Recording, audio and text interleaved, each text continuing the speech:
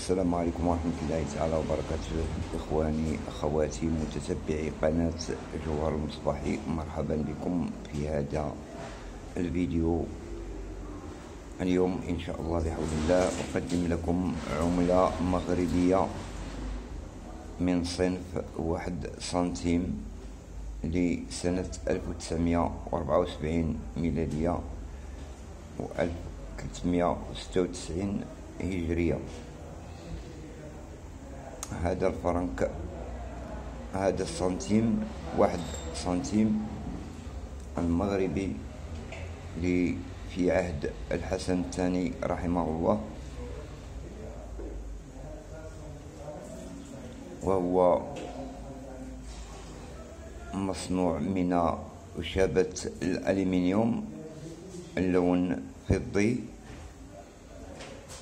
والوزن لهذه العملة هو 0.7 والقطر 17 ملم والسمك 1.40 والشكل دائري. أما الحافة فهي أملس،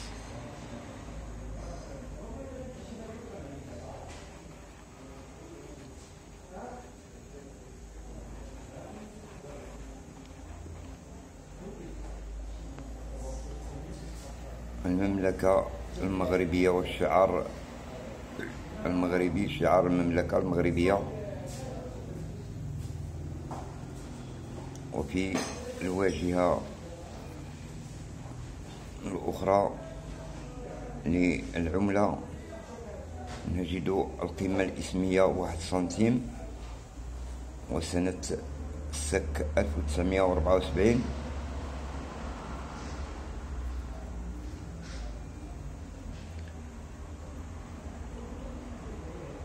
هنا في الجانب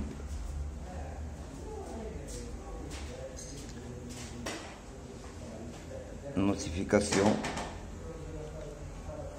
رمز ارتيزانال،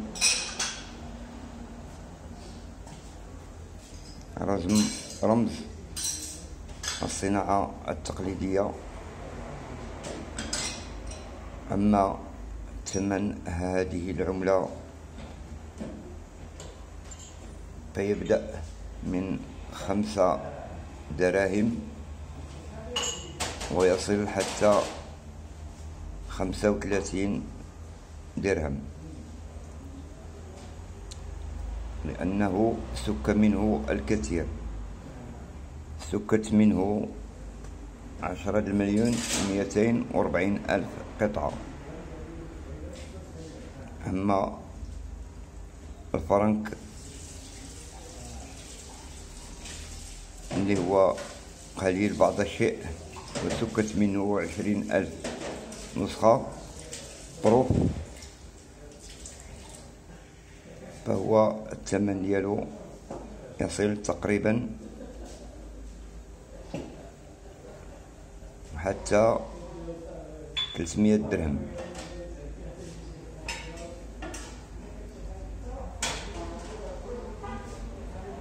وكما تشاهدون أمامكم إخواني، فهذه القطعة مميزة ونادرة بعض الشيء،